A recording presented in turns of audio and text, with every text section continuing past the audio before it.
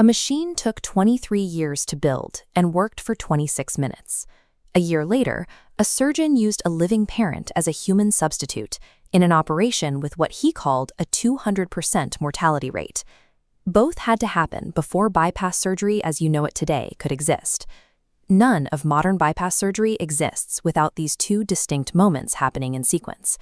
One represents a lifetime of methodical engineering, and the other, an act of audacious biological risk.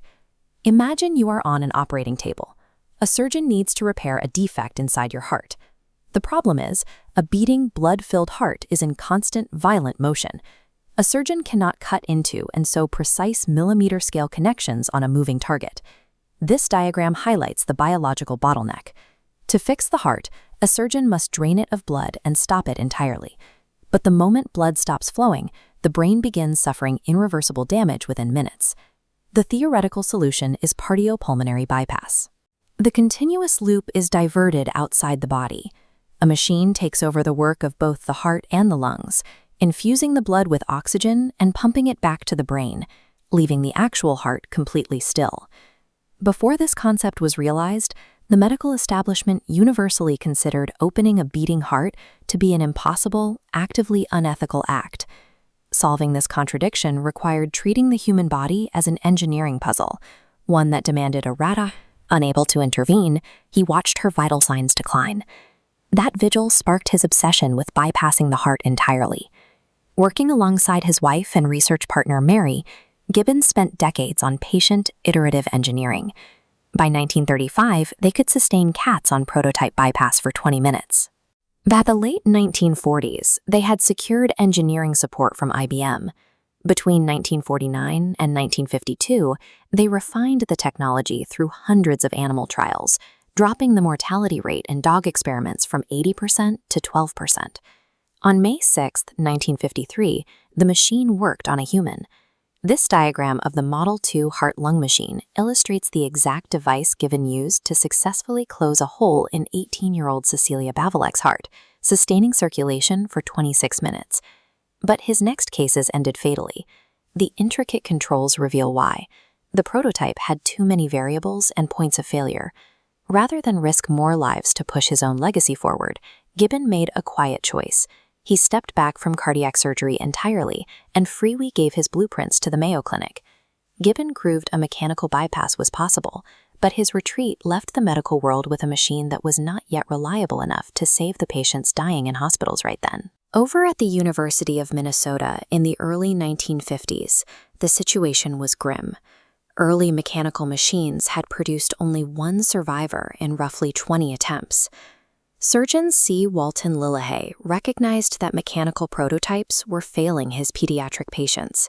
He looked to a physiological principle instead. A mother's circulation supports a fetus. One living human could temporarily support another.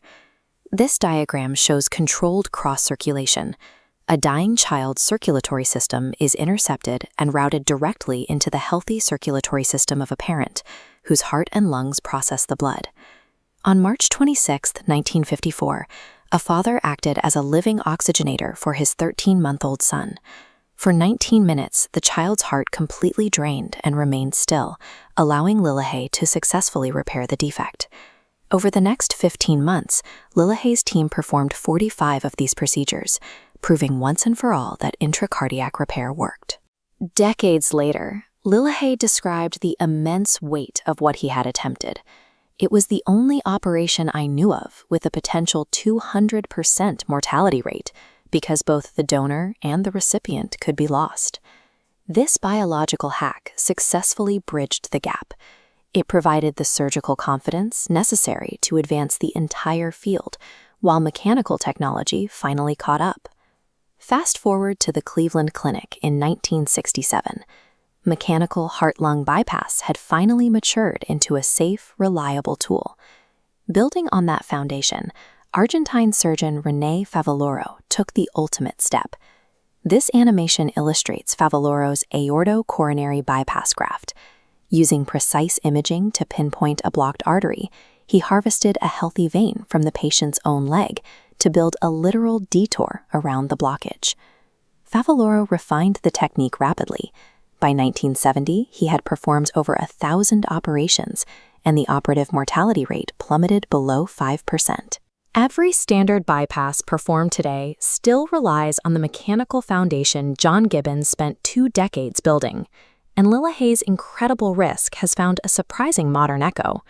Today, researchers have adapted the concept of cross-circulation outside the body to rehabilitate damaged donor organs.